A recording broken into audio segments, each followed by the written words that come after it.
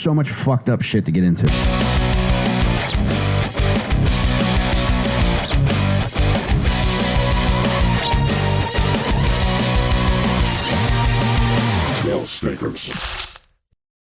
Welcome back to Little Stinkers, baby. I am Michael fucking Rainey here with Jon Delcollo. Hey, Mike. How are you, friend? I'm good. How are you? Great. Jacob Furman Mattera. Ping, ping. Wet and Juicy Jeff Simmons. Welcome back, brother. Oh, man. Crushing defeat tonight. Phillies season ended. Yeah. We're going to be better for it. We will be. I believe it. In what way? In the way that I'm trying not to put a gun in my mouth right now. Yeah, if that's better, baby, I'm doing pretty bad. What are you going to do, though, Jake? We got hockey right around the corner. We That's got right. basketball right around the I corner. don't give a fuck about either of those, and the Eagles are 2-2. We got to go to a Flyers game. You'll get hooked. It is like crack I've cocaine in sports. been. I only like it live. Yeah. Just like porn. What are you into these days, John? Meat and potatoes. And a buttered roll, you know. Oh, my God. Oh, my God. I couldn't imagine seeing all that in one plate. My God. You're making me hungry. John, tonight there's something that I want to speak about. I'm very excited about it. I've watched it twice. Whoa. And I know Furman's watched it. I know Wet and Juicy Jeff is familiar with it. Season 9 of Impractical Jokers. Of course. But there's something, a documentary that came out this week that I want to speak about, but I hope that I get to win the coin toss, because otherwise, I'm a fair guy. If you win, I'll go Impractical Jokers. All right. This is it. I feel like fate's on your side. You're really excited, and I have only watched, 45 episodes of IJ this week, so I don't know if I really deserve it. Let's see. It's not a real flip. It's not a real flip. Yeah, You're close. Okay. Crushing defeat after crushing defeat. God, I'm so sorry, man. First the Phillies, then all those dogs dead because of you. Oh, my God. Yeah, Now tune the into toss. our Snickers News that we just recorded on our Patreon. Check that out if you want to see me at a pretty low place. Yeah. Yeah, we learned a lot about you. You got to And be he's- careful with this. And he's not talking about Midgetville. Where I have been I don't know, man. Jury's out. about if Midgetville exists. Yes. There's like 5 lingering Midgetvilles that haven't been confirmed. I've been to it. Go buck in the chat if you have a Midgetville near you, and if so, tell us where it is, because we would like to find out more of these. I've been to it. There's one that's allegedly right near here. There's It's another up off 202. There's another one that's right off 202. That's the one I've been to. I'm saying there's one like legit right around real? here. Yeah. All right, well, we got to We get could in walk that there. one. Yeah. But midgets can't because it would take too long. It's a marathon. It's a midget marathon. Yeah. Oh, it's only a midget marathon away. It becomes I've a always felt fellowship. that. You know what? I felt that way. Peter Dinklage is like the ultimate midget name, correct? Yeah. I think Dinklage is the perfect unit of measurement to describe them. Whoa. A 3.5 foot tall person should be referred to as a dinklage. One dinklage. Yeah, like every carpenter worth his salt should understand the dinklage of a room. 1 2/10 dinklage. Yes. He stood about 1, 2, maybe 3/10 dinklage. Yeah, I like that. Yeah. The Yeah, that wainscoting's flows. going up 1.5 dinklages. I like that. I do too. The guy was 6 feet, nearly 2 dinklages.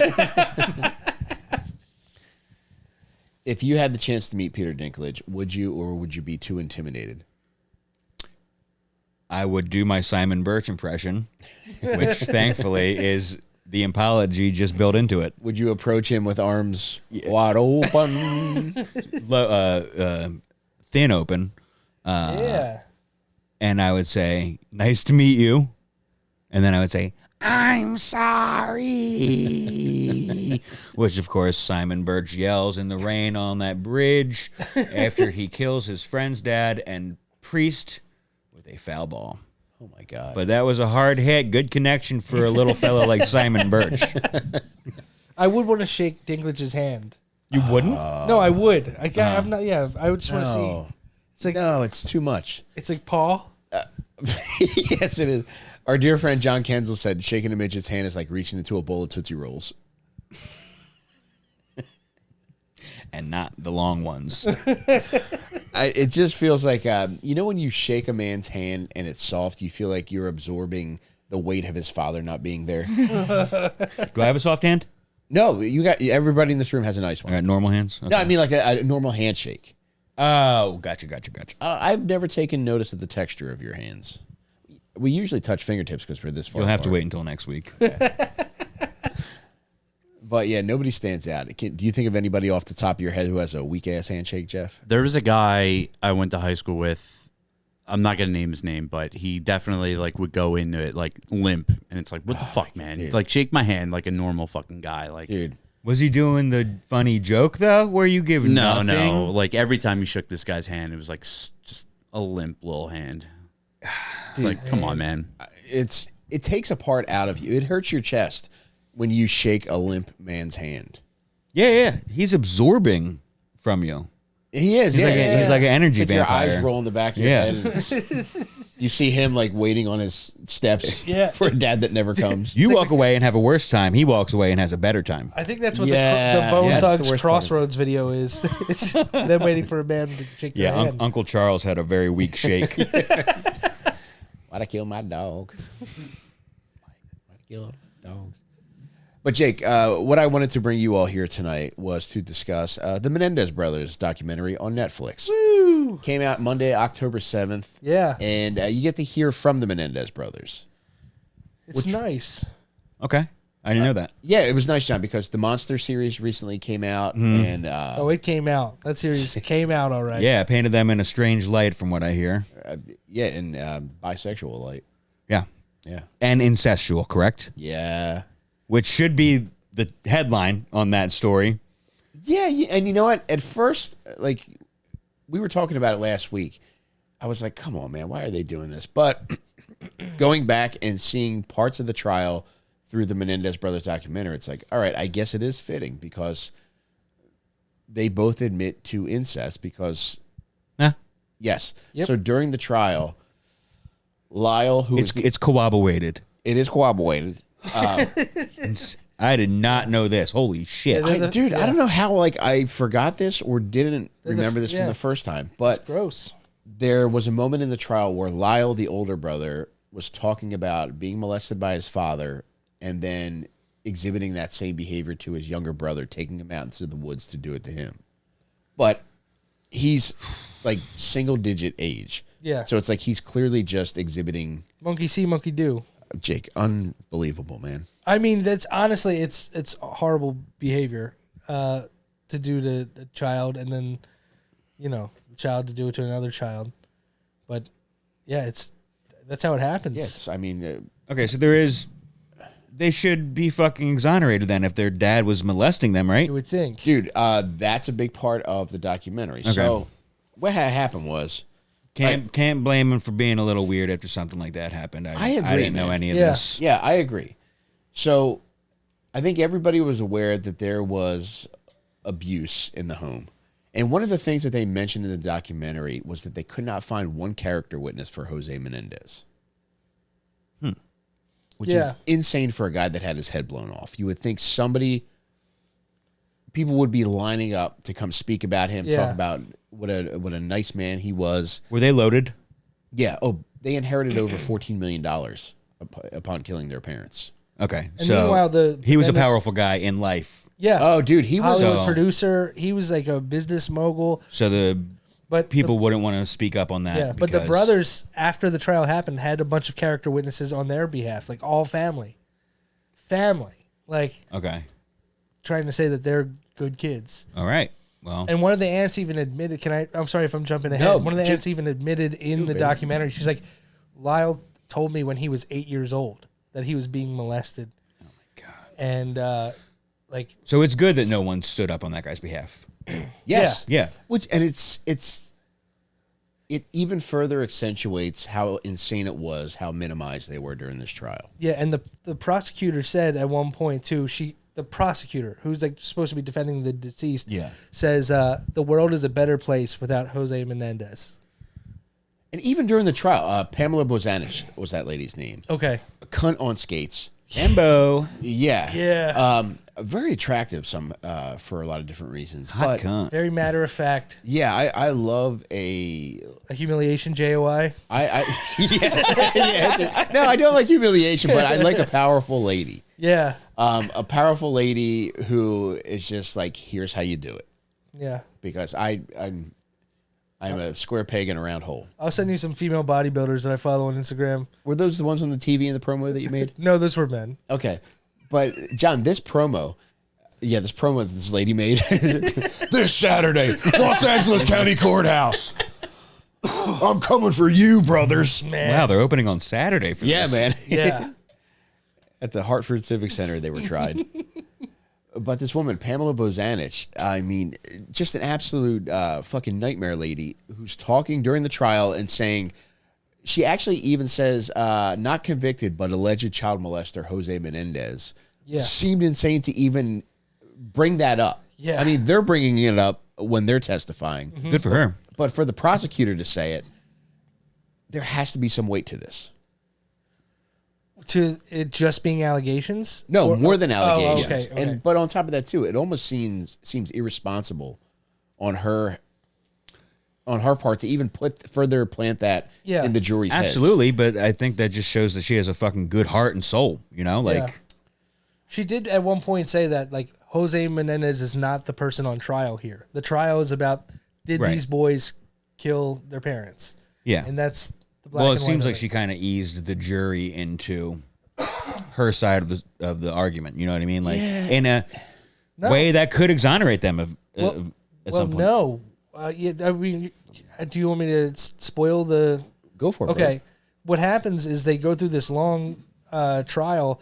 The jury deliberates for over a month, and then they just end up being... It's a mistrial.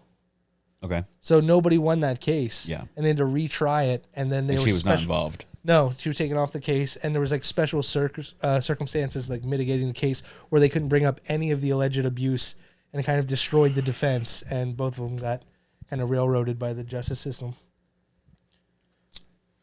Huh. Because another thing was in the first trial, they were being charged for either murder or they could have been charged for manslaughter. This was murder or nothing on the second trial. Okay.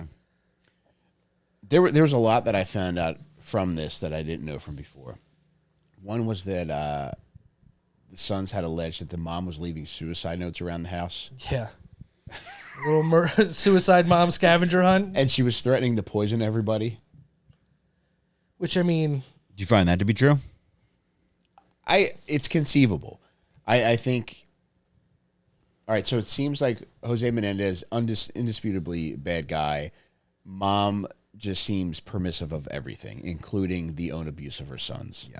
yeah. So I think with that said, I imagined, I think she's afraid of her husband, and I think probably to the point of feeling like, she's lost control of her entire life. Yeah. So she would rather do something horrible to end it all than feel empowered enough to address it. Now, in the Netflix series, the show Monsters that they did, they really did a good job of like painting that character as like a woman who she's like, you don't think I knew the whole time like about the abuse, which seemed to be true. And then the mindset of the mom was like every time the kids were abused, her mindset was they're taking her husband away from her. Mm-hmm. So she was getting jealous of her boys being abused. It's so fucked. I mean, this is pretty much the highest level nightmare childhood to experience. But they did have an in-ground pool. Well, you didn't tell me that, Mike. Yeah, you got to take the good with the bad. I didn't know they could get wet Yeah. twice a day. Wells don't hurt as bad when you're backstroking, baby. But there were a number of things that stood out. Like one, the suicide note shit was fucking nuts. The threats to poison everybody. The guy who ended up ratting them out, Dr. Oziel. Yeah. There was one thing that he brought up where he was talking about how when Eric had gone to him to unload all this on him, he mentioned that they were essentially euthanizing the mother. There was a poor choice of words there. Thank you, Jake. Would you like to lash me up? Do No. you want me to get a belt from the bedroom? Jose? You know I'm not wearing one. Mine comes attached to my pants already. He felt as though that if they just killed the father, his mother wouldn't be able to endure, one, the reality of her husband being murdered, and also her son's going away to jail. So she was a mercy killing. Yes, in their essentially, yeah, mindset. yeah. Which is so fucked, but also it's kind of weirdly understandable, right? I mean, I can't begin to comprehend Yeah. how your mind would work growing up in that way. If and you're experiencing that stuff. If your mom is sitting there letting you be abused and going with it and getting upset that it's, not, it's taking away from her. Upset in the worst, most Yes, vile possible way. Exactly. The fact, I mean, yeah, I think that person can't survive without this monster. Yeah, probably. I mean, her allowing it to happen, maybe they were just using that as an excuse, you know what I mean, to try to get a lesser charge. Maybe their lawyer told them to say that. Yeah. But I feel like they had as much of a right to kill her as they did the dad, There was something funny that Lyle said that really cracked me up. He said, I never had an act of violence in my life until my parents' shooting. Until that first double murder. That sweet, sweet first double homicide. Man. Up until then, no violence at all. Where things really seem to start to turn. So they were brought up on trial. Dude, just a little refresher. So they had O.J. Simpson over for dinner as children because their dad was the head of Hertz. He was the guy who signed O.J. O.J. would come over to the house and throw the football to them. And at the same time, they were in L.A. County Jail at the same time as O.J. They reunited in jail. How exciting would that have been? That's an insane tidbit. OJ. Yeah. Okay. Let's say the number is 100 molestations. How many molestations get taken away by getting to have a football toss with OJ? At least 10. Can we possibly parlay this into a Disney movie and make it 101 molestations? Mike, I think that would be perfect. So we're not exactly talking 10% if we're doing 10, but it's around there. I think 10 to 15% gets forgiven if you get to throw it around with the fucking... I know, man. That's a terrible thing to say, obviously, but it's a comedy podcast. Not how I truly feel. Relative to that, there was something that the prosecutor, Pamela Bozanich, brought up where she said when she looked at them, she did not sense that they were evil. Yeah. And I felt that way with OJ, too. It's a guy that had a bad night. And the Menendez brothers are two guys that had a bad night. Lovers' quarrels happen. I know. OJ is a monster, though. Like Jake. Was. Jake and I live close to one another. There was a night where I was at the You gas- live in here, right? Yeah. He does, yes. He's renting the space. But there was a night where I saw Jake trying to walk through the McDonald's drive-thru. The police weren't having it. He attacked a police officer. He bit a police dog. Bit me first. Debatable. That's payback. Yeah. But still, it's like I don't view him any differently. That's a guy who had a bad night. Thank you, Mike. But a lot of people, especially the Humane Society and the PSSPACA, came after him pretty hard. PUSSP. In the early days of the McDonald's app, there were a lot of glitches, so I do understand your frustration. Yeah, and like Jake said when he was screaming at the cops, glitches get stitches. And it was... You didn't go to the court hearing when he had to go, right? No, because they had the McFlurry machine on permanently by then. Okay. Well, the dog had to put a stitched paw on the Bible to testify against Jake. Mm-hmm. And I think that's really what ended up getting him the time that he got. Mm-hmm. I served my time. Very so well. I served my debt to, I society. soft-served my time. But, yeah, so... Initially, just a refresher. So they killed their parents. It was August 20th, 1989. Did they both pull the trigger? Yes. They both. So they shot the dad. I think his worst wound was in the back of the head. The mom, and you can find these pictures online. They're pretty fucked. Yeah, no thank you. No thank you. To me, the mom looks worse for the wear. Wow. She shot all in the arms. So, like, the dad just seemed, it was just like... They did the dad first, probably, and then the mom was aware of what was happening. Yeah, she tried to get out of the room. She didn't make it out. There were 15 total shots, and one interesting thing was there were no shells on the ground. So police knew that it was a shotgun used, just judging by the blast, but there were no shells left behind, which was very odd. Sounds like they were raised to be tidy boys. They were, man.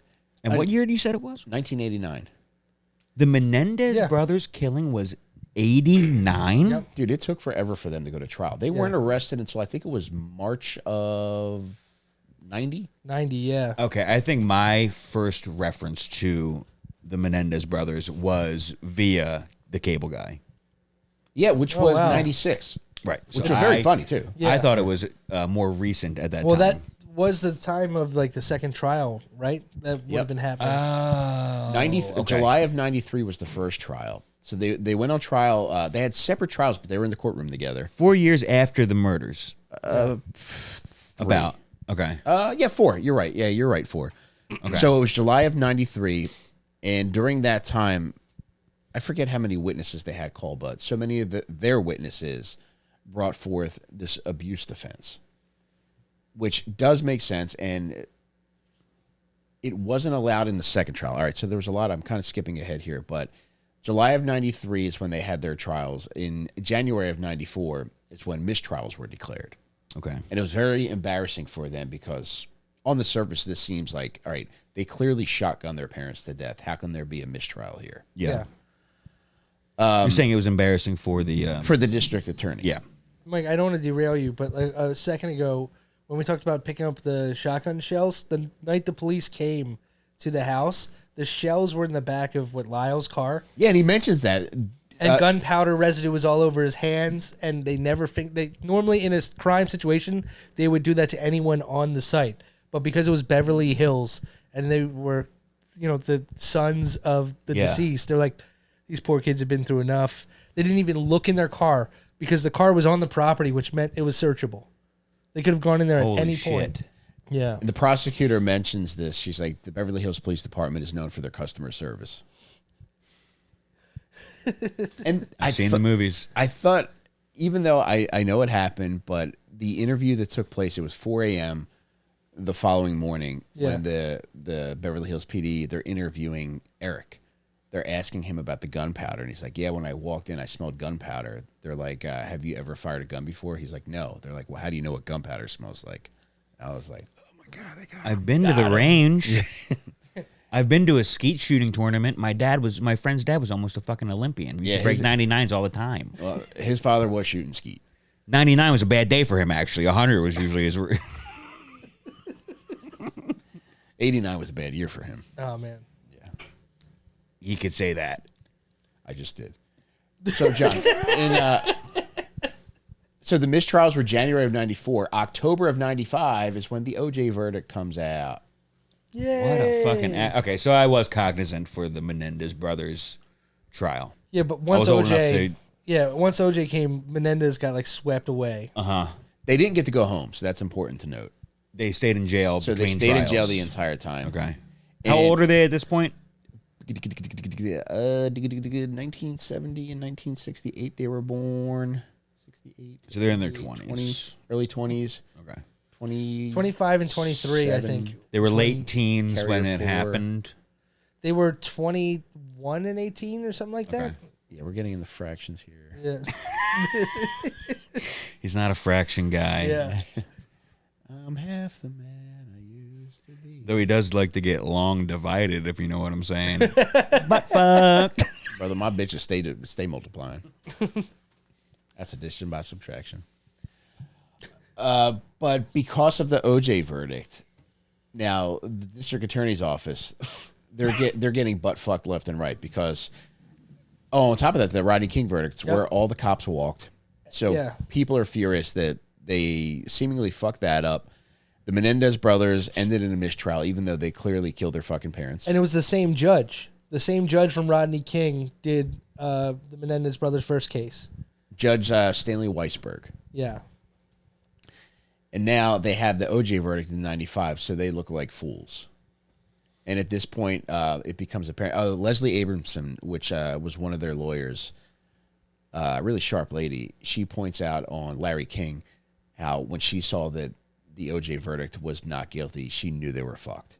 She's like, they're fucked at this point. There's no way that they don't get a conviction here. And you start to see that, too, with some of the rulings that the judge ends up making. He limited the number of witnesses they could call. Now, in the last trial, most of the witnesses that came to the witness stand talked about how they were abused and specifically talked about their sexual abuse. And one of the weird declarations that Judge Weisberg made was that battered woman syndrome does not apply to men. That's pretty sexist. That's incredibly sexist. I know, man. Wow. So the OJ verdict affected. Would you say it hurts their trial? They could not jump over it, Jake. It was too big of a hurdle.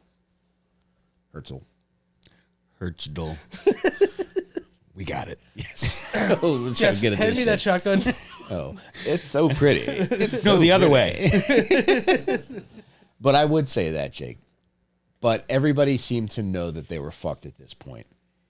They were tried together this time, and everything seemed to be moving lightning fast. So they were October 11th, which was 8 days after the fucking OJ verdict. Their trial starts. By March of 96, they're both convicted of first-degree murder because they were just given the course. The one juror talks about how they were just given the choice of it's either first-degree murder or they're not guilty. However, And they deliberated, 7 days for that second trial? I don't remember. I think they said it was like basically a week, and they just got right to no. Or yes, I should say. Yes, they're guilty.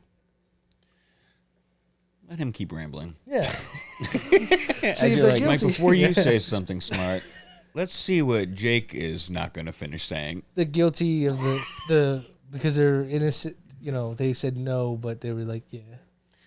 Thank you. Yep. But I want to go back to the first trials, if you will. But where things seemed to really take a turn were when they found a letter from Lyle to Eric. It was a 17-page letter. It seemed like they were tipped off that the letter was there. And in the letter, they talk about how they did not want to discuss the family's deep, dark secrets, which involved incest and rape. And he said he felt like he was letting his father down if he used that as a defense. But when that came to light, that became their go-to. Yeah. And when was that letter written? I guess just I don't know pre-killing or post-killing. Post-killing, yeah. Post-killing when they were in county jail. It was a jail letter. Yeah. Yes, that they searched the room and they found the 17-page letter, which in the Netflix series they really downplayed. They made it seem like it was just a note. So Yeah, 17 pages is a goddamn manifesto. yeah, And I know I have to wear the helmet for asking if it was before the murder or after the murder, knowing that they referenced the fucking murder. Thank I'll you, John. fucking wear it. Very respectable of you to do that. yeah. And I said it in the live stream, but if you're not a Patreon, I'll say it for you too. Look, a Phillies helmet. Fucking assholes. Stupid fucking dickheads. Now, once this letter comes to light, it's like they know, all right, even though they've pleaded not guilty, it's like, all right, we're clearly talking about committing these murders in this fucking letter. We have to kind of take this defense now. Now, it's described as imperfect self-defense and also unreasonable belief that their lives were in danger. Yeah, I mean, even if you're molested your entire life, it's going to be tough for a jury to let you get away with murder. Yeah. A lesser sentence, perhaps, but... And that's so the stance that their lawyers are taking this is that there was an unreasonable belief that their lives were endangered because of the abuse that they suffered. They were just convinced that they were eventually going to be killed. Mm-hmm. Whereas in the documentary, Eric and Lyle talk about it like, no, we reasonably believed that they were going to kill us. And that's recent footage, right? These interviews are new? I don't know if they specify when the calls happen, Jake. Do they? I think they did. I can't remember though. Okay. But there was a conversation which kind of like set the wheels in motion where Lyle threatens Jose for what he's been doing to Eric. And then Lyle goes to Eric and because of this conversation, he says, I think they might try to kill us. And that's their reasoning for going to San Diego, buying shotguns, using one of their roommates' IDs to buy the shotguns. Very funny. Yeah. And That's smart in my mind. Good prank. I think so. Everything worked out pretty fucking good for them to make it 6 months without being fucked with. In the 80s, knowing that you have to go to not even the next county, Yeah. a couple counties away Yeah. to buy a fucking gun. That's a smart move. They were on top of it, man. Maybe they're not criminals in the moral sense, you know what I Yeah. mean? If they were actually getting retribution. But in the 80s, to be that smart of a fucking criminal, quote unquote, Yep. very impressive. We have a lot of fucking idiots we cover on this show that don't bother doing the smart thing. And I'm very impressed with the shotguns Menendez. is like, that's a perfect, like, it's a hunting gun. Yeah. You know what I mean? It's a perfect gun. Doesn't raise any suspicion. Plenty of deer around the hills in San Diego, you know? Dear. What you got, Juicy? I was gonna say, watching the series. I haven't watched the documentary, but it seems like they probably would have never been suspects in this if it weren't for Eric spilling to his shrink. It was that, and their spending habits initially started to raise some eyebrows. Wait, before they got arrested, they got the inheritance, or they already had did. access? No, they got it. They were spending money. Oh, like dude, there was crazy. something. Wow, that's fucking sick, dude. They bought, like, I a might be real- a Menendez Brothers fan now. They bought like Do a they play bunch- music? They bought We've been Rolexes. the Menendez Brothers. If you don't mind putting something in the tip jar, This are free at noon with the Menendez Brothers. But yeah, they bought Rolexes, like a real fancy sports car, a Jeep, and like a bunch of other shit, a bunch of tickets. They were and going on things. trips. Yeah. There was I mentioned that Jose's secretary was the only person that would speak highly of him. Lady named Marzi Eisenberg. He was dicking her down without a doubt if she's talking so 100%. nicely. Yes. Yeah. Now, I found a 1993 LA Times article where she's speaking about her interactions with the brothers leaving the funeral. She was in the limo with them. Sus. But one of the things she says that Lyle mentioned to her that really caught her off guard, which really cracked me up, was he wore his father's sneakers to the service, and he crossed his legs, and in the limo he looked at Marcy and they said, I can never fill my father's shoes. And that's like a week after. Yes. Yeah. I think I'm starting to fucking like these guys. I know. Are you guys Menendez boys? Because I'll be a Menendez boy if you guys are Menendez boys. Should we all change our name to Menendez and Yes. Wait, didn't you and become legally brothers? Didn't you create a Classmates account for them? I did. I accidentally. Are you aware of Classmates.com? You did it for the dad, I thought. I accidentally. I was trying to search him, and I accidentally created the profile for Jose Menendez. All right, let's get a drug of choice at that time. No, this was like a year ago, buddy. Hang on, let me bring it up. You were that bad at LinkedIn that He started a Classmates profile, and he was getting messages, I believe, too. Weren't you, Mike? the guy's dead. I know, man. See, look, these are all my Classmates.com notifications. Well, you're a heaven expert. Does Classmates.com work in heaven? He can see them. Okay. So Classmates.com for Jose is kind of like Gmail for us. Wow. Okay. Have you ever read any of those messages? I'm going to. All right. Jose Menendez has 58 visits. That's nice. Whoa. Double digits. I know. This is the little my little chemicals are going off in my brain now, knowing I got this many notifications. People want to see a photo of Jose Menendez. Not the ones I got. Jose Menendez, somebody visited your profile. See who? No thanks. You've been found. Ooh. Man. Here's another one that somehow got lumped in. Is this guy saying you should probably do it?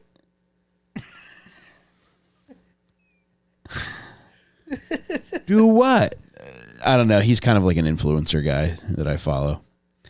But He messaged your Jose?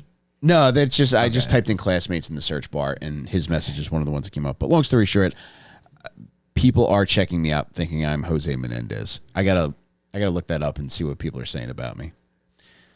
I've been unable to follow for the past couple minutes, I think. The helmet's too tight, man. Okay, I'll strap it up then. They get pretty pissed when it's not strapped. Yeah, stay Jake strapped. never has a problem with that. Jake is always cutting off circulation. I of his stay brain. clipping. You seem like you're trying to end it when you wear the helmet. I Honestly. really am. Where do we leave off? All right, so some of the highlights of the first trial were that, it was just nonstop. Once they found that letter, they're just like, all right, this is the way we got to go. Their lawyers said, all right, they're trying to establish that there was an unreasonable belief that they thought their lives were in danger, whereas the brothers were like, no, we didn't buy into that. We thought this was a reasonable belief that, if your dad's molesting you, killing you is probably not that far off. And threatening to kill you if you tell anybody. Yeah. So. Yeah, and they're the age of maybe I'll tell somebody, well beyond that age, but like, you got to imagine if you're the dad, you're like, I'm going to be fucking caught soon if I don't kill these kids, And also, so it is fucking fully reasonable in my mind. It is, and the guy is an esteemed figure in Hollywood. And he was very concerned about his reputation, too, and the family's reputation. It's all about the reputation, brother. And so far we've referenced 2 Taylor Swift albums. I didn't think that was hitting. I like the way you said that, man. 1989 and Reputation. Yeah. See how we're gonna get some Swifties on this episode. I think I'm sitting next to a fucking you Swiftie, ain't brother. I ain't a fucking Swiftie. You know 2 album names. I got 1989 Red. Ooh, Red. Fuck, I know 2 of them too. There was a lot of red at the crime scene. Jake. Oh my god. 1989 too. Yes, I know. Oh my That's what I god, said. how It this was a- started. God Where damn have it. you been for the last Jesus, Mike. 35 seconds? Just furthers my fucking theory that Mike doesn't listen to a word I said. Where does he go? I just see the fucking. Where is he? You ever see like a store, like a convenience store in a bad neighborhood closed for the night, and you see the metal shutters go down? Yeah. Anytime I open my fucking mouth, I just see the metal shutters in Mike's eyes fucking close We're closed for now. and lock up. Yeah. Got to take a piss in my head. Be back in 5. I gotta take a piss in my head. Is he talking about drinking piss? What the fuck? I just shook it out. I'm good. I apologize.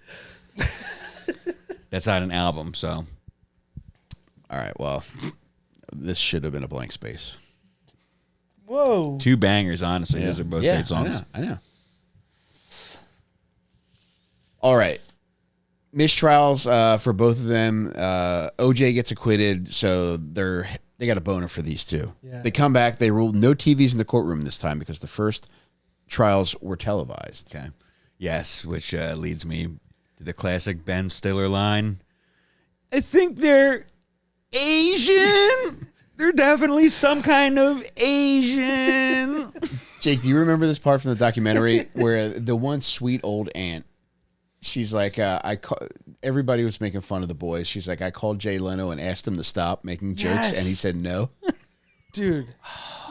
Leno's a bad boy. He's an asshole, man. Yeah. Everybody's brothers, they killed his parents, and then they're telling me to stop telling jokes about them. Whoa. Whoa. I didn't know you had that in you. I didn't either. Was that decent? Wow, that was solid, man. Okay. Yeah, so my face got burned up when I was working on a car, but anyway. Did you hear about these dogs that got burned up in the pet shop? There was a guy out there that was soaking wet who had a chance to save them. He just pissed his pants. He pissed himself from head up. Hey, I know I'm not supposed to talk about that. And he still thinks about him to this day. Can you believe this? The guy still thinks about these dead dogs to this day. Hey, buddy, dogs forget them. Dogs forget after 10 seconds. That started off as South Park Canadian. I'll tell you who doesn't fault you for the dog fire are the goldfish. They have no, even in heaven, they don't even remember that. Wasn't that kind of store. Oh, God.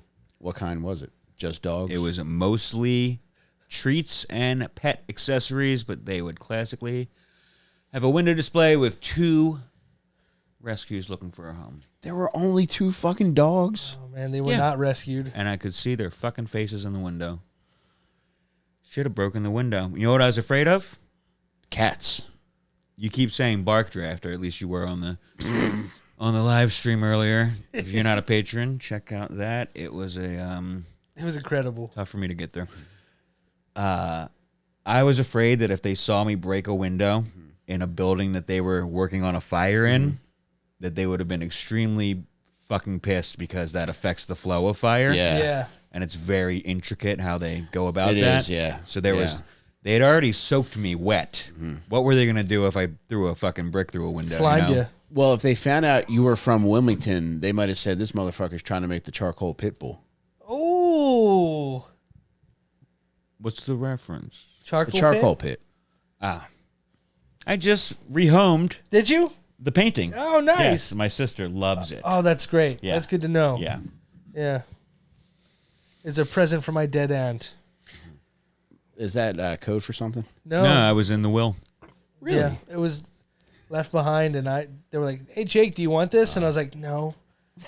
And then It's a fucking nice oil painting. It'd be a shame for it to go It's away. very nice, and I was like, "Oh, you know what, John's Delaware. Yes. Yeah. He might appreciate this. You have no idea how much I appreciate it. I can't wait to go to my sister's and see it hanging on the wall. That's awesome." So they offer no TV, and they tell the jurors. Part of their sentence? No. Oh. No cameras. No in the cameras in the courtroom. courtroom. No TV. Yeah, go to bed early. No dinner. But OJ got his dinner. I don't want to fucking hear it, Menendez. This place sucks. I hate it here. Go to your room. I am in my room forever. You think they asked to borrow the glove for the second trial? Hey, can we? Yeah. I wonder what OJ's spirits were like in there, man. Yeah. He was probably pretty out of it, I imagine. Yeah. Yeah, I mean, It gets real, I'm sure, after a week of being in there. Yep. You know what I mean? Like, you sober up and you're like, oh, fuck. I killed that bitch. What the fuck did I do? Oh, I killed that bitch. They're gonna fucking kill me for that. I always would go never think kill about him. that scene in Shawshank when they all bet on the inmates and the fat dude dies like the first night because he just like starts going hysterical. This is my, I've seen Shawshank all the way through face. Oh my God. You haven't seen Shawshank? What's that now? Dude, what the fuck? A movie by whom? Based on a book by who? A short story. I'm having a stroke. I had to steal a Simpsons joke. That's fine. I don't get it. No TVs in the courtroom, Jake. Okay. First degree murder or nothing. They say they can't use the most of the sexual abuse stuff out the window. Yep. Which is, Like Eric Clapton's son, correct? damn, he was already cocked and loaded on that one. Really bizarre that they can say no sexual abuse stuff involved. That's like Yeah. really fucking weird to me. Sounds like something your dad would say at dinner. And come Like for the fucking. Your mother made nice pork chops. No sexual abuse stuff at the dinner table. All right.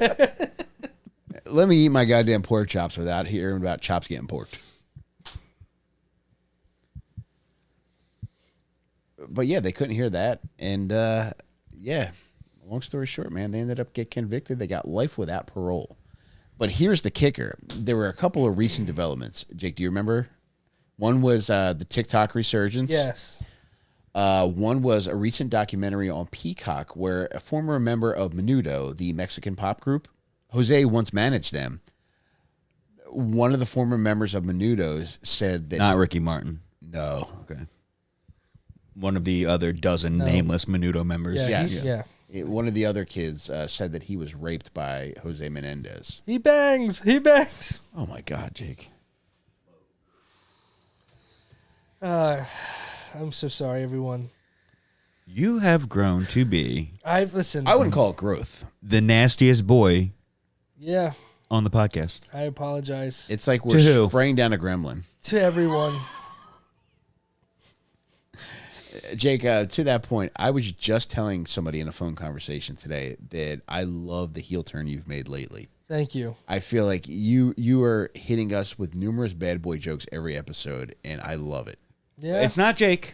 It's Furman. It's Furman. Furman. It Yeah. is Furman. There's a difference. Furman Venus with the furry penis. That's right. Trash night.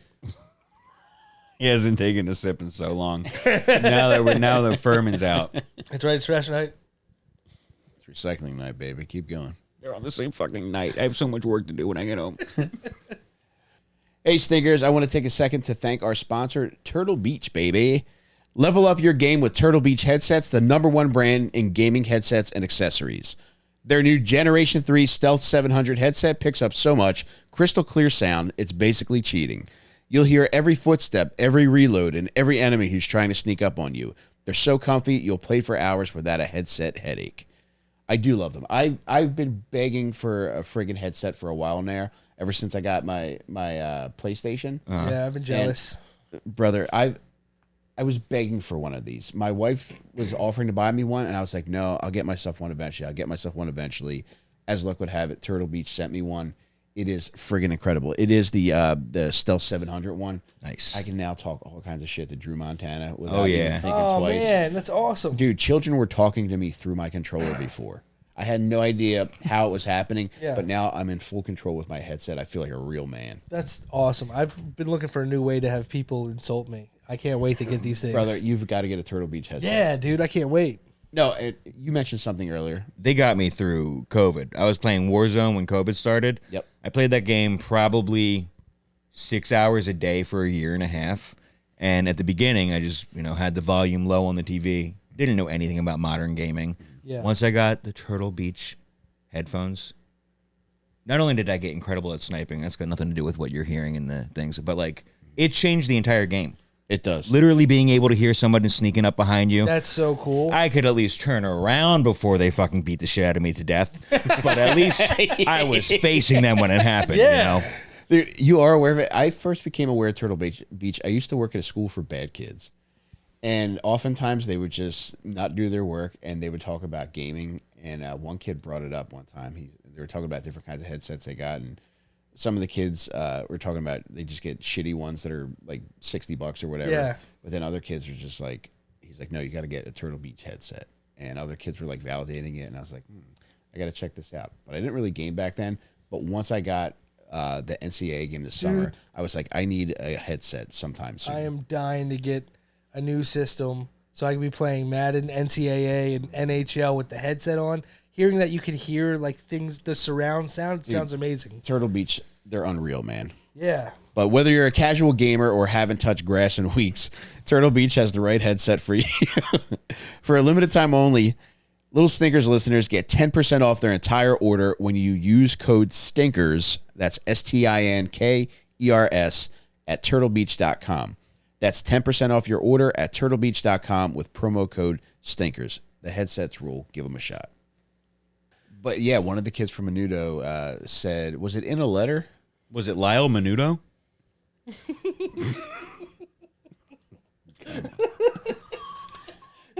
You're going to have to give me a Menudo.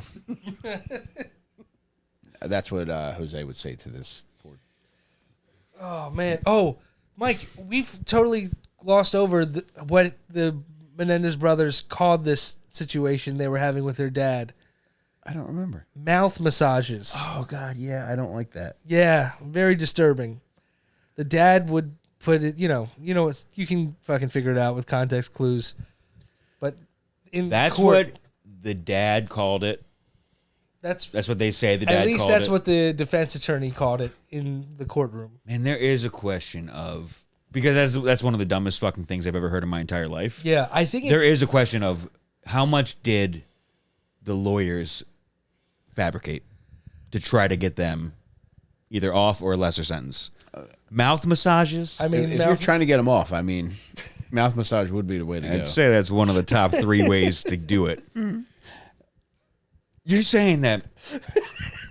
How long did the abuse last? Were they getting abused up until they murdered the parents? so Lyle was abused, according to him, for only 2 years. And then he kind of said stop, and it stopped.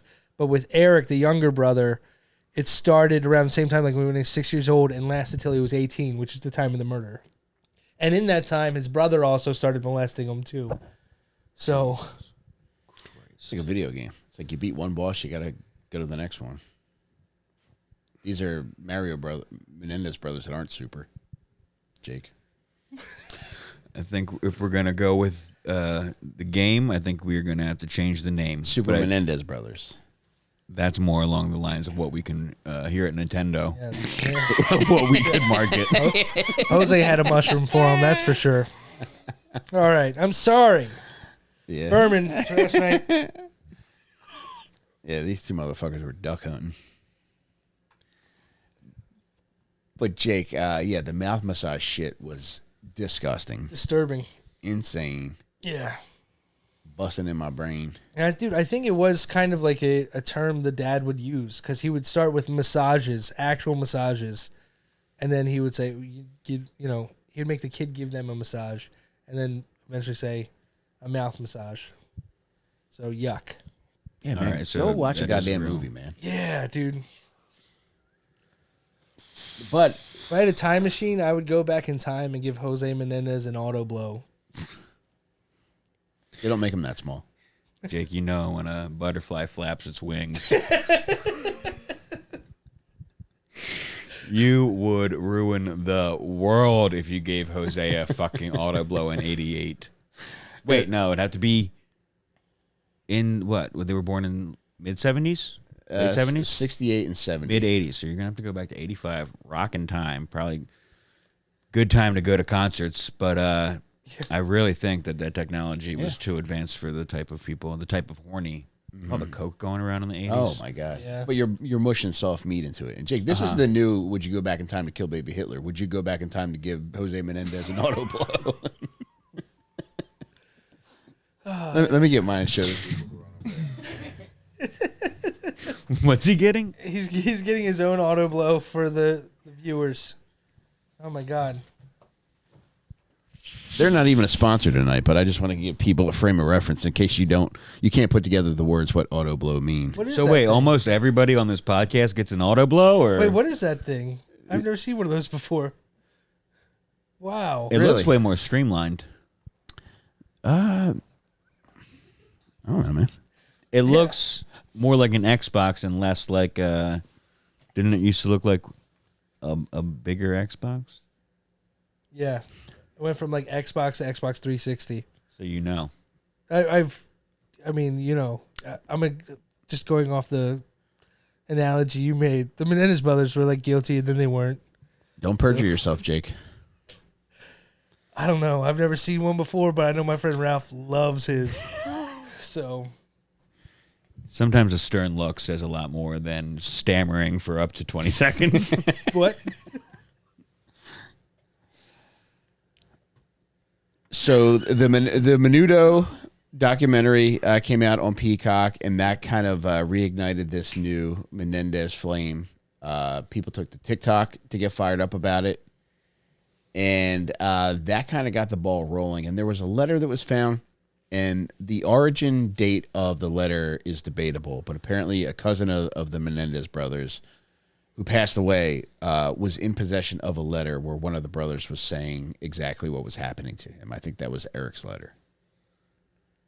So with the combination of all these things, the DA right now in Los Angeles, fuck, I can't remember his name, Jake, but he vowed to look into it. Perry Diddle.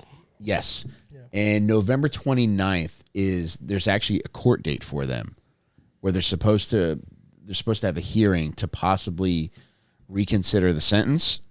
And I think that there's a chance that they get sentenced to time served. I think get so. released. I think that's the right call. Right. Like if this is their defense was that the actual true story, then yeah, they shouldn't have been in there that long at all. Yeah, absolutely. That's But what a brilliant push. Like with TikTok, resurging it and then them having the series come out. That do you know what the order of operations was on that? Was there a movement to adjudicate their sentence before the TV show and documentary were in the works? My understanding is that the TikTok movement came about within the past couple of years. Kim Kardashian has been a big advocate for them, and I think when she gets a cause stuck in her craw. Did she know them? Ooh, that's a good question. Because those are intertwined. She may have been the OJ connection? Yeah, she may have been a lot younger than them. Uh-huh. I don't think she knew them. I think she's maybe In the same circles, though, like as far as Yeah. parents, But didn't social circles. who was OJ's main leading lawyer? Wasn't he on the case for like a second and then Robert Kardashian. yeah? No. Not Cochran. Johnny Cochran, Not Shapiro. Shapiro. Maybe it was Shapiro. I thought in the Netflix show, there was a lawyer from the OJ case that took it on and then like immediately jumped ship. Do you remember that part, Jeff? I think you're right. I think it was Shapiro. Yeah. Okay. No, he was with him till the end. Oh, Shapiro was, because Okay. you see him in the video where they say, we find him not guilty. Am I confusing him for... no, I'm sorry. I mean for Kardashian? Menendez Brothers. Oh, I'm sorry, So yeah. Shapiro worked for the Menendez Brothers for a second, and when they were I like, didn't know that. yeah, that's what they claim in the Netflix show. Yeah, their biggest name throughout the first two trials, I guess she was there for the retrials too, Leslie Abramson, and then there was another lady named Jill Lansing. Yeah, she was the public defender, right? Yeah, eventually they were running out of money. And Leslie Abramson, like she was being paid a public defender's fee to continue to represent them. Wow. But because of all these things, they were able to. I think the DA was under a lot of pressure considering the weight of the Me Too movement and understanding that men are included in that as well. It's like, look, Yeah. we're fucking getting our cheeks clapped too, lady. Or a man. Yeah. It's a man. Yes. Yeah, and I think that's probably one of the first proponents of this coming into question. That they're not these crazy. Who's questioning? Goddamn, I can't stop.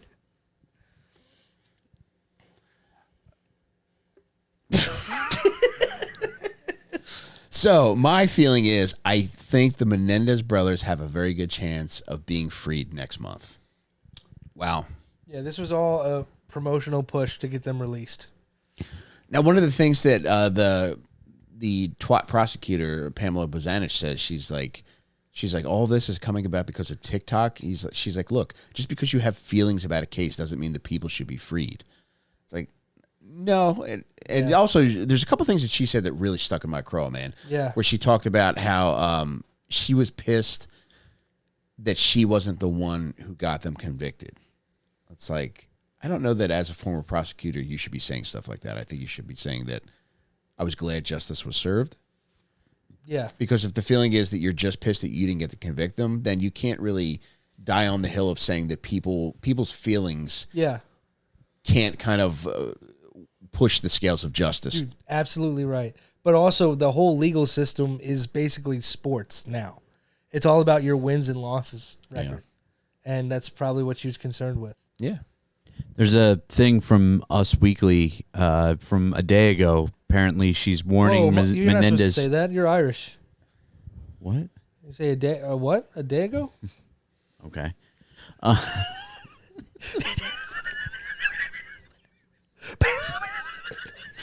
Warns DeLuise? Menendez supporters that she's armed.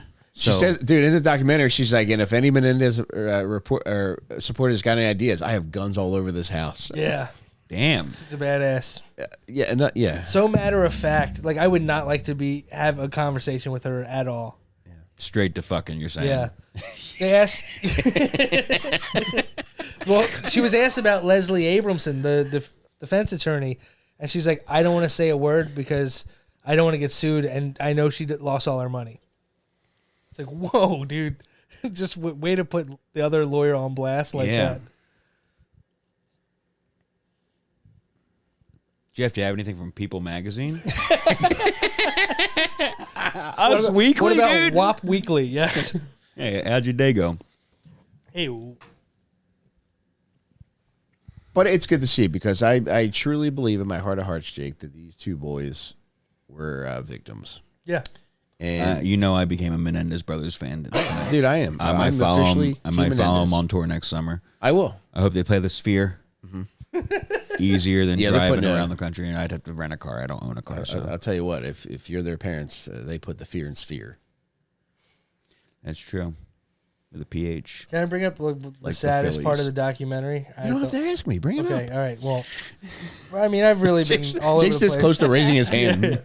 All right, so obviously the molestation is terrible, like top of the list. Mom knowing about it is up there too. But one of the saddest things that I heard was when Lyle was giving his testimony that they were being molested and everything like that, and he was molesting his little brother on the stand.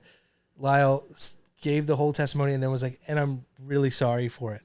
And Eric's losing it. And in like on an interview he gives, like I think it was a phone call, he's like, I think that was the hardest part of the trial for him because it was the first time he ever received an I'm sorry from his brother for doing that. Which is like, whoa. Being televised on court TV at your parents' murder trial is the first time you hear an I'm sorry from your brother for molesting you is crazy. Man, it is so fucked up. Can't believe did we speak on the potential molestation during our Menendez Bros episode? I don't recall it, man. And it was is the beginning of this podcast? I think it was podcast just this existence, one. rather. And yeah, it's nuts. It's going from the dad to the brother to the little brother. It's almost like Russian molesting dolls. Where on the Russian molesting doll did he touch you? Yes. Did he? Yeah, look at that. Also in the music business. Obviously, hurt people. Mm-hmm. Yeah. The percentage of people who do molest, have been molested, I believe, is sizable. And unfortunately, I just think the best move is if you've been molested, we have to move everyone to an island, and they have to live there. We've had a couple of those. Island boys? A couple of Diddler Islands, man. We had Love Island, Diddy's Island, and we had Epstein Island. No, I'm saying if you're the victim of sexual abuse growing up, unfortunately, you are high risk to do it to someone else, so therefore we have to move you to an island. We have to send you to paradise. And it's like, we'll reopen Alcatraz, but it's got to be bigger. Mm-hmm. You know what I mean? Maybe they can make it taller. Look, I took a big swing on a fucking terrible joke, and much like a lot of the Phillies tonight, I whiffed. Do you think when you get sent to Molester Island, they put a small lei around your neck? It's Molested Island, Mike. Okay. I'm not sure you're grasping the concept. Well, I'm saying something really potential bad. molester being island. molested and getting sent to Molester Island? Oh, man. No. Sir, your ticket says Molested Island. No, but I should go to Molester Island. Look, your name's Tony. You live here now. Dude, what if like that's like the witness relocation program does? They're like, oh, here's your new Social Security card, and this is where you live. Like, Molested Island? I just take my chances with the mob. Yeah. Makes me want to watch My Blue Heaven. Oh, what a movie, man. We got to watch that for a watch along. Yeah, that'd be fun. We should watch that next for a watch along. I love that movie so fucking much. It is good, baby. I I remember watching that in my living room, man, and being very surprised because I would just rent anything. And it's just like, got some clunkers, but you got some good ones. But like that was one that really cracked me up, man. You rented it cold. I think, Never saw it, don't remember a trailer. I was aware of Steve Martin, and I was definitely aware of Rick Moranis because I was a Honey, I Shrunk the Kids boy. Yeah. Nice. And that was potentially the same year. They could have come out in the same year. I think Honey, I Shrunk the Kids 88? was 88. Okay. And I think My Blue Heaven was 89. 90, I believe. It could have been 90 or 91. I'll get to the bottom of it. Yeah, keep that keyboard dry, Jeff. I think it is a 90 movie, yeah. What year did Goodfellas come out? Because I could answer it with that. 1991? And there was Blue Heaven. Was this Nora Ephron who did this? Indeed it was. And her husband No. did Goodfellas or something Was like it that? Nora Ephron? Yes, that is correct. Nora Ephron wrote this movie about Henry Hill, and her husband. I can't remember. Martin Scorsese? He's the director. Yes, the her writer. husband is the one who adapted Goodfellas, Goodfellas to the screen. They were married, and they both wrote movies about Henry Hill that came out in the same year. They wrote That's the lovely, same man. movie in different themes. That's lovely, man. Yeah, could you imagine that's a little couples activity that they're doing is writing a mob movie? That was mine. Dude, Different Funny. related note, when Scorsese did write the screenplay. Whoa. to My Blue Were you Heaven? saying is it as just that's Goodfellas? Were you saying as a joke? No, I thought he did, but I I'm wasn't. so sorry. No, it's okay. Did he write the book? That's Pileggi. He's the Yeah, Godfather guy. Pileggi wrote the book for Yes. Goodfellas, Yes. Oh, and they he wrote were the book. married. Efron and He wrote the book on it. Oh, Efron was married to Pelegi. yes. Can I see a picture of her? She passed away, right, from like a No. cancer. I thought a couple years ago. So she wrote the book beforehand. Oh my God! 12 years ago, she passed. You usually away. write them before you die. Before she was writing. The book had been out for years, I imagine, before Yeah. it was adapted. Classic Nora, dude. Yeah, she does have Nora face. She looks like Charles Bliznick as Mrs. Doubtfire. When Harry Met Sally, You've Got Mail, the classics. Did she also do Sleepless in Seattle? She did. Mixed Nuts. Are books typically adapted when libraries don't want them? Mike, Little literary humor. you should make popsicles. Yeah, dude. I would check those out. When my dad got his colonoscopy, he was telling the nurses, he was giving the nurses jokes, and they're like, "Where do you get these?" He's like, "Honestly, I eat a lot of popsicles." I thought you were going to say when your dad got a colonoscopy, they gave him a popsicle afterwards. they gave him popsicles. Lieutenant Dan. Was that the joke you just made? I'm sorry. No. All right. They gave my father polypsicles. I knew there was something that Yes. I wanted to forget. And I did quickly. But he reminded me. This is how you remind me. Man, Nickelback does have a bunch of cool songs, man. Did you see My Blue Heaven? I did, yeah. I own it on DVD. Me too. Yeah. We should bring them and Oh, they man. can touch each other. I got that and I got My Two Brains at the same time. In like a combo DVD I think, box? yeah, I think that's what it was. Yeah, combo. Ooh, Value that's a Martin night. Yeah. Yeah. You never had like a grocery store? Oh, My Two Brains was a Steve Martin movie. I didn't know that. Yeah, it's like a kind of like a Young Frankenstein sort of ripoff, but it's fun. I never heard of that. I don't think it did well, but it was like the B-side to, I guess, My Blue Heaven, and they sold it. Yeah, together. My Blue Heaven was not a hit for sure. It's nuts, still an man. unknown movie. It's insane. Relatively unknown. The Man with Two Brains. Yeah, that's what it was. My Two Brains. That's Is what I that what you said. Yeah. And I agreed wholeheartedly. I could picture the cover. Yep. Yeah. Oh my God.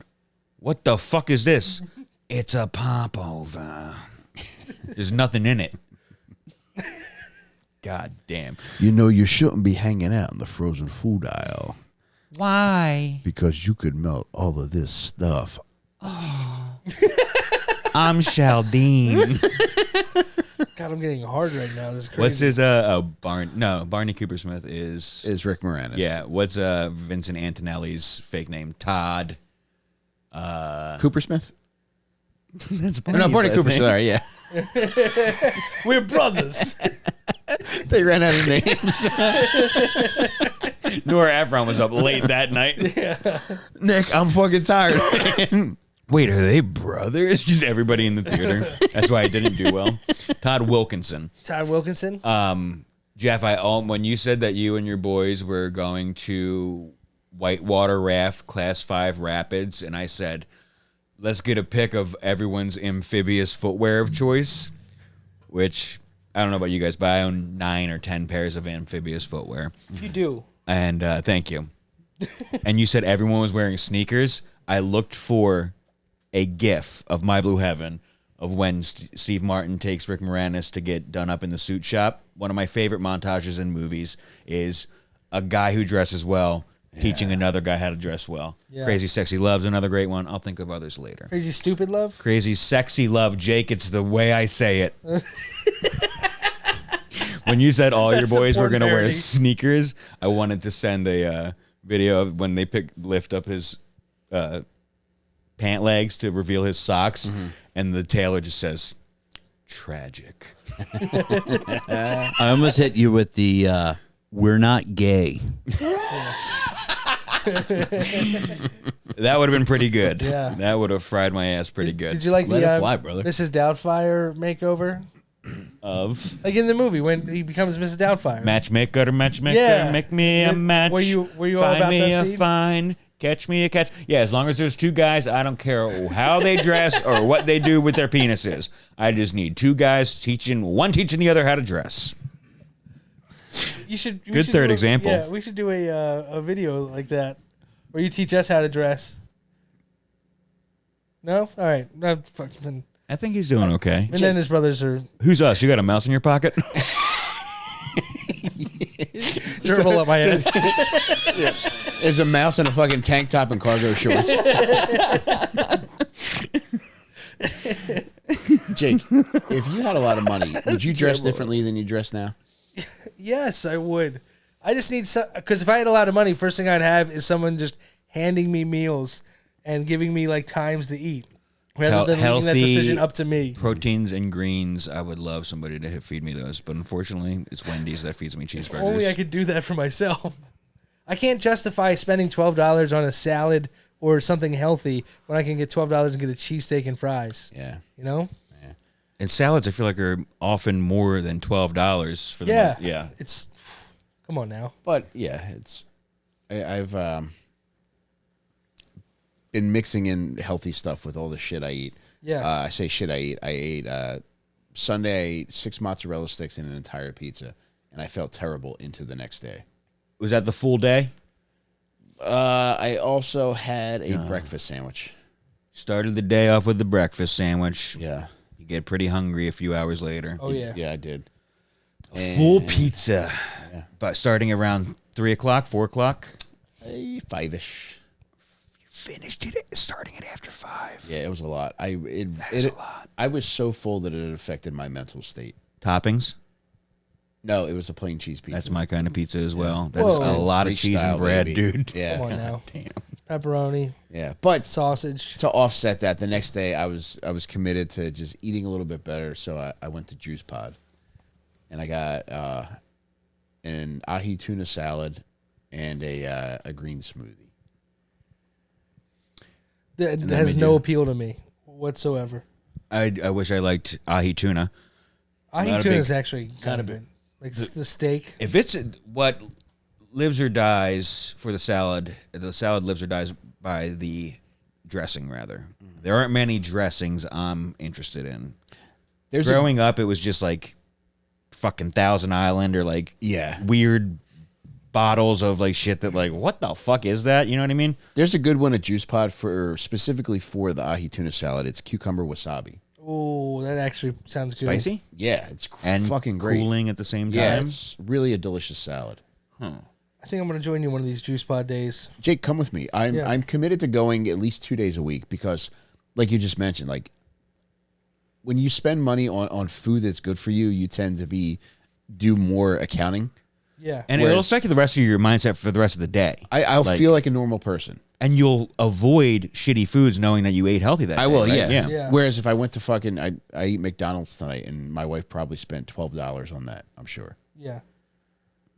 But yeah, eating at Juice Pod.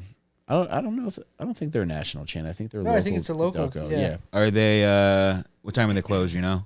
Pretty early. I Yeah. would say 6-ish. Yeah, they have like normal business hours. Yeah, that's Which fucking is kind of stupid. cool. Well, I think it's like What if I want a salad for dinner? I think the owner is like the one that works there. You know what I mean? Like, It's that small. yes. They always seem short staffed. Dinklaged. I think I spoke of this before. I had a salad at the pool and sports bar, billiards and sports bar yeah, next to you've the really been hotel. talking about that fucking Snookers fucking the bar's called Snookers, all right? I think that was one of the dogs too in the Oh my god, you're right, it was. And I had a blackened chicken taco salad. You had blackened dogs in the pet shop too. Jesus Christ. Every fucking thing I say is a trap for myself. I looked up. how to make it. No, Oh, that would be the smart guy move. Looked up and you saw Looked up dogs in the fucking clouds. how long it takes to dry Mike. Jesus just taking your shit. I'm going to go back to Providence just to go to this fucking bar and get a salad. Snookers. I have a pool Yeah. stick. I'll go with you. I bought a pool stick. I used to go to a billiards alone You have a as Lucille? an 8th grader. Oh yeah. You still have it from Yes. 8th grade. I still have it. It's at my parents' house, but It's I in a still have case. it. It's in a leather case. Breaks down. I bought it back in like 98, 99, and it was a $40 cue at that time. And it's still straight.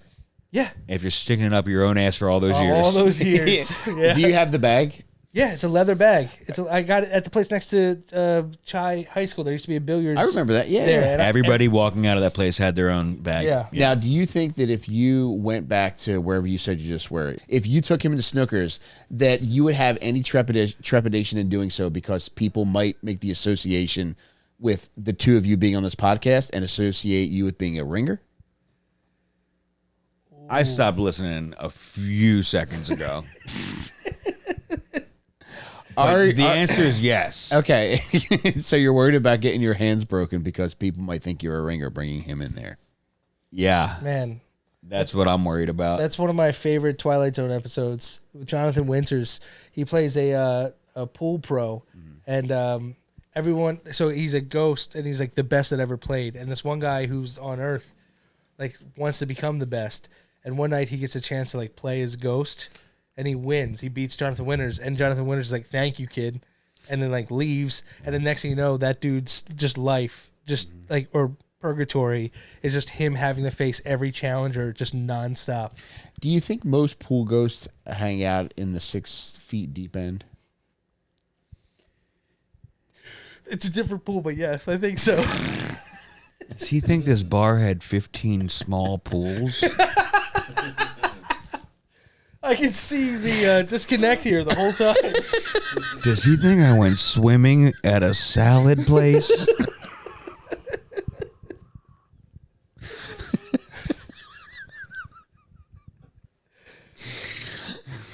Where does he go? I don't know.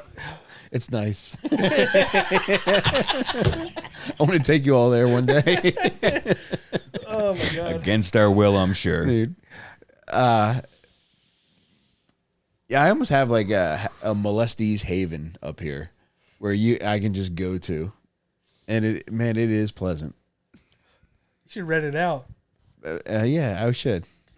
Airhead B&B. Oh man. But yeah, you do remember the good salads. It was a lime vinaigrette dressing, which I need that in a bottle. I would eat lettuce and chicken every day if I had that shit on tap. I do. Trader Joe's or fucking Whole Foods has to make something like that, right? I just have to go to that aisle. They do. Do you know what aisle it is? I will say there is one salad that is a go-to salad for me. On occasion. Now, Chick-fil-A has like it's kind of like a strawberry salad or something like that. Like strawberries, berries. I want fruit in my salad. Dude, it's fucking banging. It's so good. And then you get grilled nuggets in it, and it's just, oh my god. I'm kind of with John on this one. Like, fruit in a salad feels like when your wife puts an ice cube in her mouth when she blows you, and you're just like, what are you doing? Like, it was so good a minute ago. Yeah. Look, I got to do whatever I can to fucking eat a salad, all right? If This it's is a why you little brought me bit of down to the fruit. kitchen. My fucking dick's hard. Well, they just pour the chocolate syrup all over the salad. Oh my god. My dick's hard, and you left the freezer open.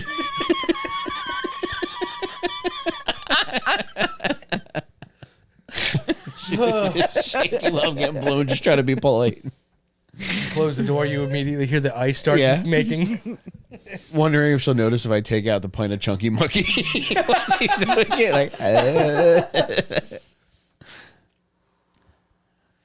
Oh man, what's your favorite Ben and Jerry's? I'm going to get a gobbler bowl as soon as I leave here. My favorite Ben and Jerry's, I think, is American Dream. That's a good one. Yeah. Yo, is that That's yours? my favorite. Yeah. You guys should my kiss. God. Maybe we have a chance. Yeah. We can see eye to eye on ice cream, but not kick flips. And It's all right. Not when we stand up. And either. not aqua shoes. It's amphibious Whoa, footwear. did you just call me short? I think he did, Took me Jeff. a second to realize that. I said short, but it turns out you're slow too. Jesus Christ.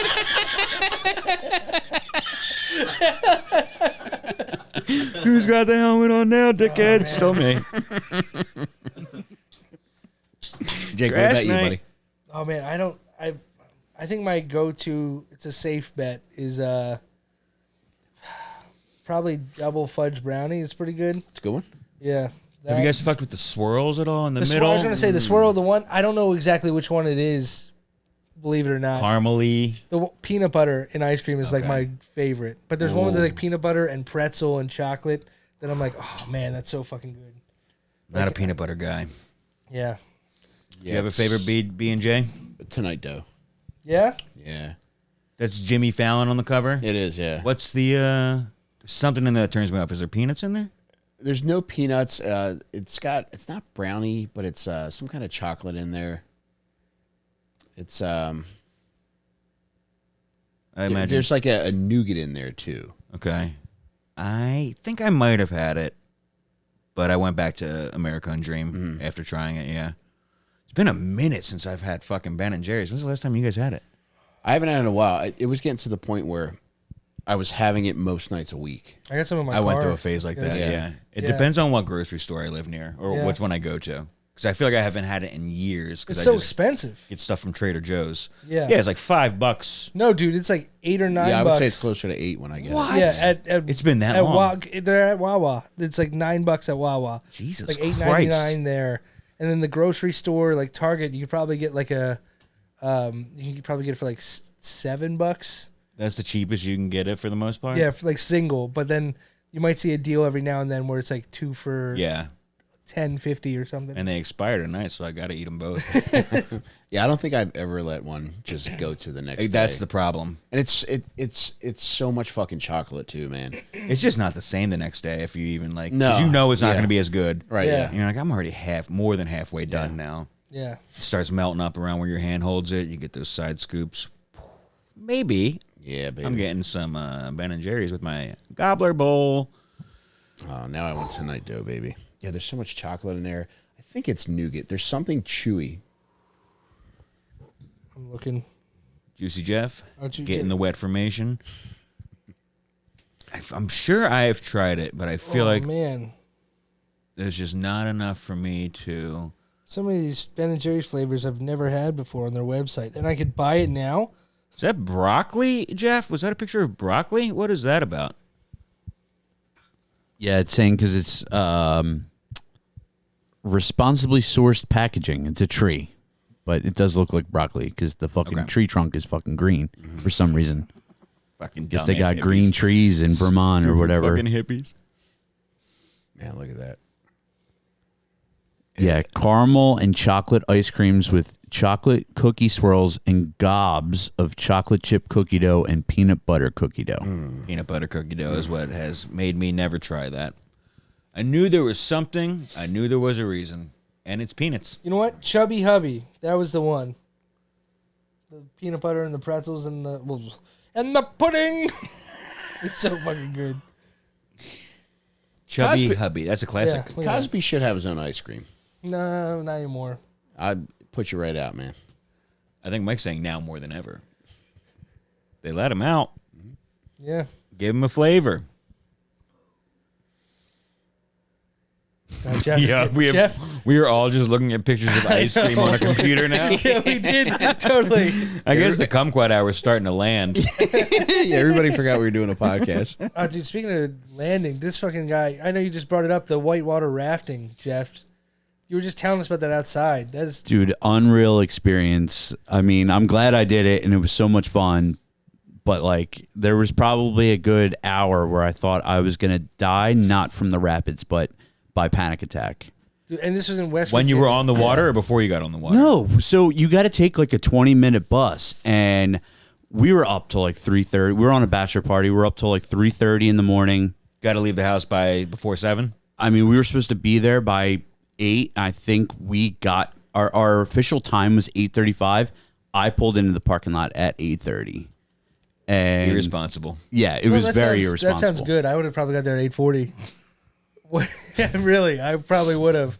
You got to take a 20-minute bus to the river after you get all dressed and whatnot, and they're telling you, you know, the do's and don'ts, look out, and you got like some guide leader, hey, this is some serious shit. You're doing like class 5 rapids.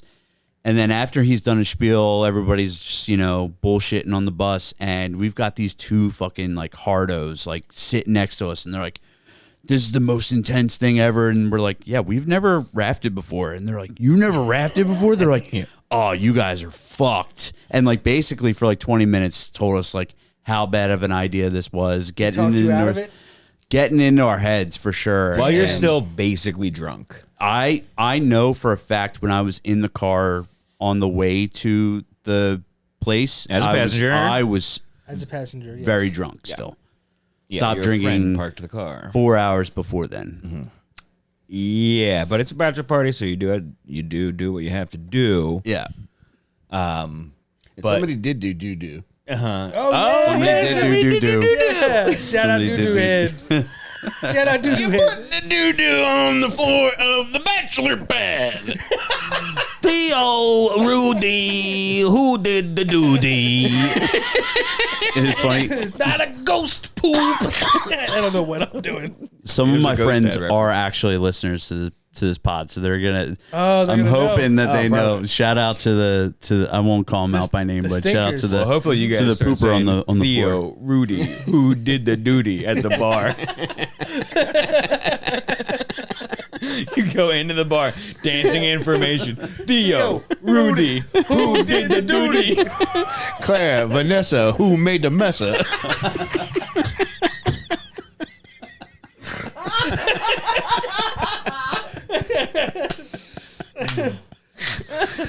Gotcha. Huxtable, who made the mud puddle? All right, no stretch, but I'll take it. I was gonna say it was flushable.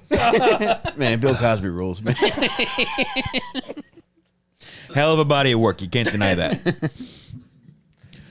But you made it through. You did fucking 12 miles of Class 5 rapids, which is an insane thing. Those guys were right to be like, are you really? None of you have ever done this? Like when there's one guy in the raft that's never done it, they'll be fine. It was probably the most retarded thing I've ever done in my life, and I mean, I'm glad I did it. But yeah, it was no joke, and we survived. The other boat, we were split into two boats. The other one did like a full flip, so all of them were in the water. We lost Even a the couple of guy our got guys. wet on that one. Yep.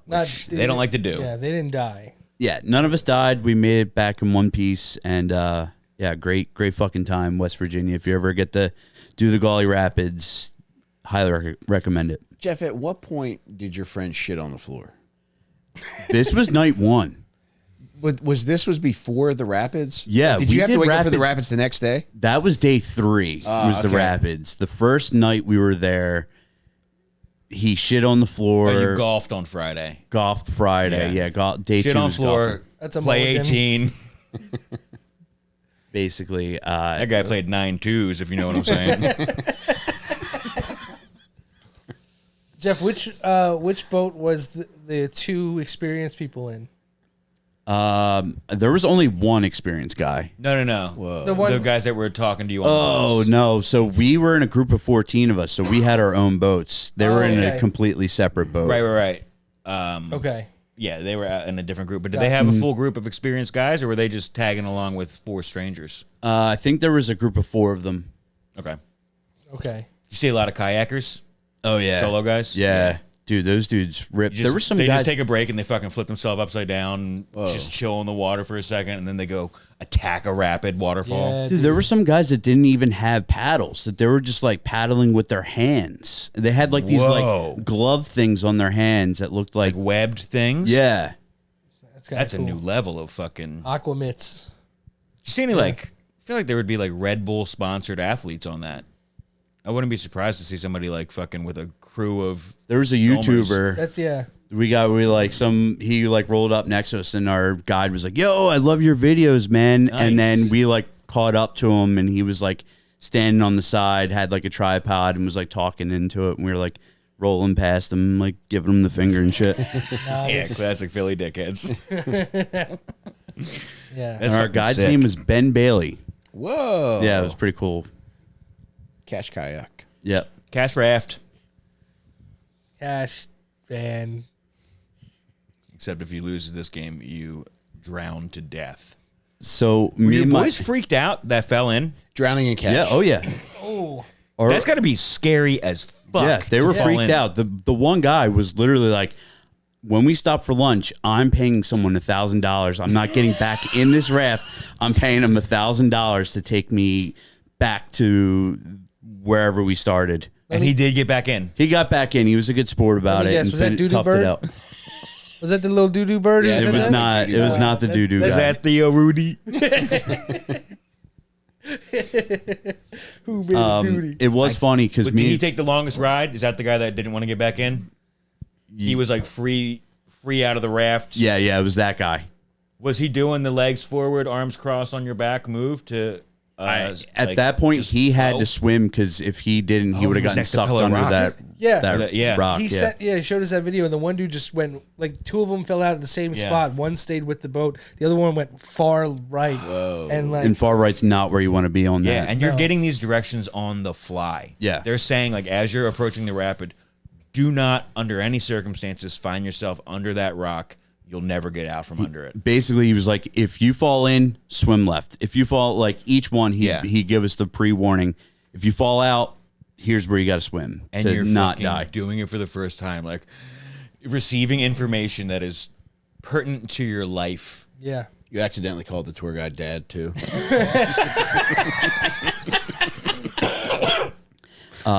One funny thing about this is, so we all quote Shane Gillis. I'm not making them a night, and we all call each other grilled cheese eaters. And Whoa. yeah, we have a group text.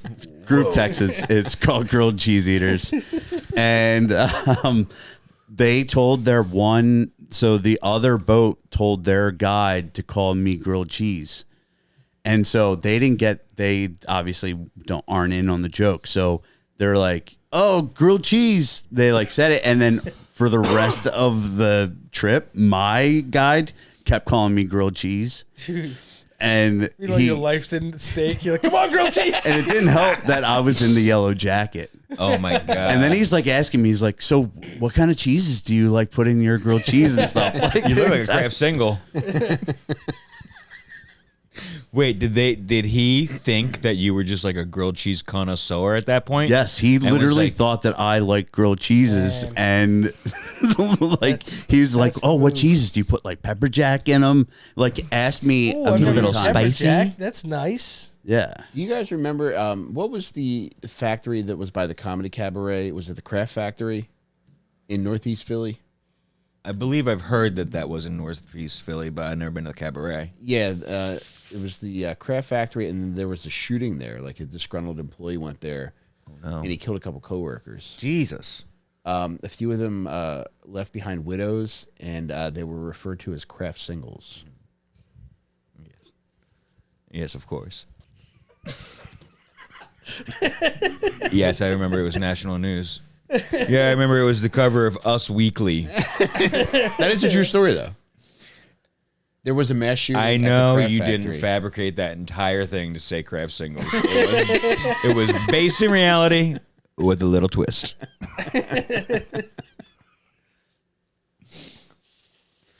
Velveeta Strong.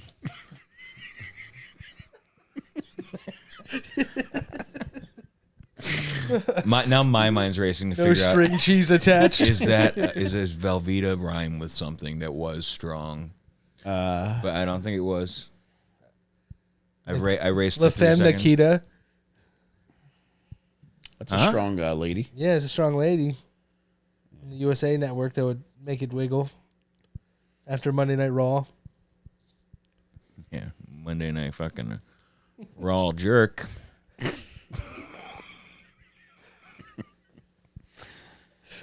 Goodness, man. We come and we quadded. Yeah. Yeah, we've been quatted. Jake, what do you want to promote, buddy? Just come see us in San Francisco, October 22nd. It's a Tuesday. Come on out, man. Make the trip. It's going to be so much fun. We're going to get wild in San Francisco. Yeah, I'm so excited. Yeah, and then on the 23rd, we're going to be in Sacramento at the Sacramento Punchline. So come check us out, man. We're coming to the West Coast. You know, we coming all that way. You come fucking meet us fucking in the middle. Yeah, whatever that means. And if you're going to one show, please go to both. Yeah, it's going to be a good time. And we'll be at Helium Comedy Club Halloween night, October 31st. Wear costume. We're going to have a fucking blast there. It's going to be a little bit of a showcase. We're going to have some of our funny Philly friends on it as well. Also, follow me on Instagram and Twitter at Johnny Delco, JONNYDELCO. We're going to be giving away prizes that night for the Halloween Little Stinker Show at Helium Philly. Included in that is a David Koresh Power Pack. Power. Yeah. Man, it's going to be fun. Anything else you want to? That's it. Thank you, guys. Oh, on top of that, I just want to say we're doing Kustom Kumquat Hours now. So if you want one of those, you can get it in a 15-minute increment, 30 or 60-minute, and we'll say whatever you want us to say.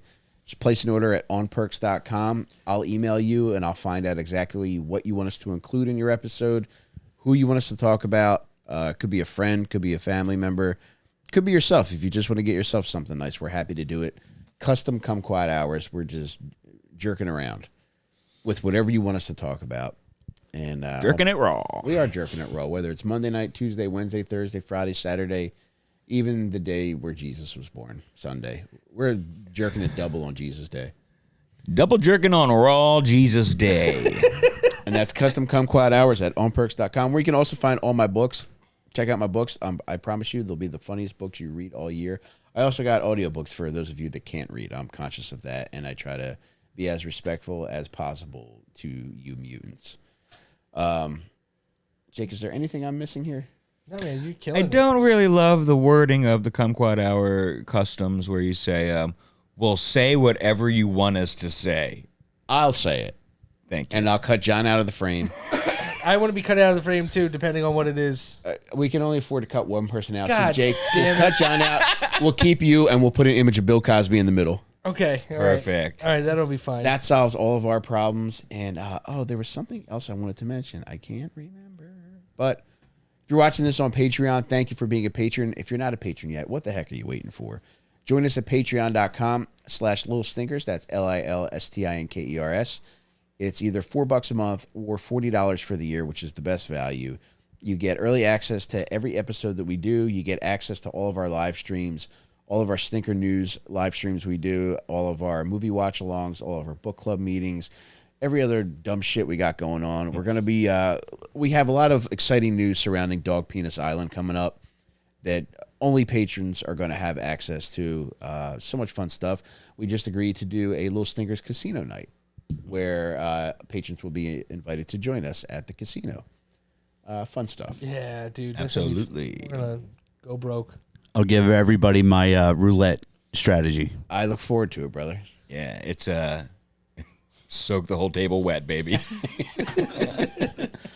But you can do that at patreon.com/Little Stinkers. And thanks for making this fun as always, guys. I hope everybody in Florida made it through okay. If you didn't, or seriously, if you know somebody that's kind of fucked up, let us know. We'd like to do something nice for them. I'll do something nice. I'll mail them a nice picture of all of us or something. I think we could do a little bit more. But Okay. It's a good way to start. All right, let's do that. But for real, if anybody needs anything, just let me know and we'll do what we can. All right, we love you guys, and we will see you all next week. Bye. Getting big head. There's so much fucked up shit to get into.